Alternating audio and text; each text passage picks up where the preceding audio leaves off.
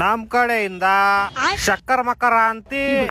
Hi, welcome back to my mini vlog ಅಂತ ಹೇಳ್ತಾ ನಾವು ರೆಡಿಯಾಗಿ ಬಂದಿದ್ದೆ ಚನ್ನಪಟ್ಟಣಕ್ಕೆ. ಬರ್ತಾ ನಮ್ಮ ದೃಷ್ಟಿಗೆ ಸೀಟು ಸಿಕ್ತು, ಸಾಂಗ್ ಕೇಳ್ತಾ ಕೂತ್ಕೊಂಡ್ವಿ.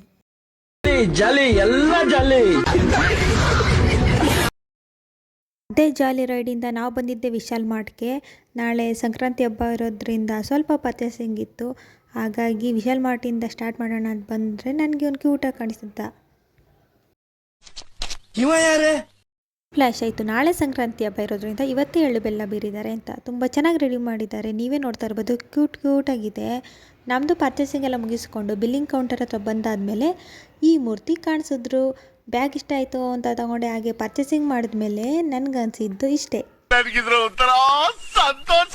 ಸಂಕ್ರಾಂತಿ ಹಬ್ಬ ಅಂದ ತಕ್ಷಣ ಎಳ್ಳು ಬೆಲ್ಲ, ಕಬ್ಬು, ಚಿತ್ತು ಬೇಳೆಕಾಳು ಸಾಂಬಾರು, ಗೆಣಸು, ಕಡಲೆಕಾಯಿ ಅದೇ ನೆನಪಿಗೆ ಬರುತ್ತೆ. ನೀವು ನೋಡ್ತಿರೋಗೆ ನಾವು ಡಿ.ಟಿ.ರಾಮ್ ಸರ್ಕಾರ್ಗೆ ಅದನ್ನೆಲ್ಲ ತಗೊಳಕ್ಕೆ ಅಂತ ಬಂದಾಗ ಈ ಕ್ಯೂಟೀಸ್ ನನ್ನ ಕಣ್ಣಿಗೆ ಬಿದ್ದು. ಇದನ್ನು ನೋಡಿ ನನಗನ್ಸಿದ್ದಿಷ್ಟೇ.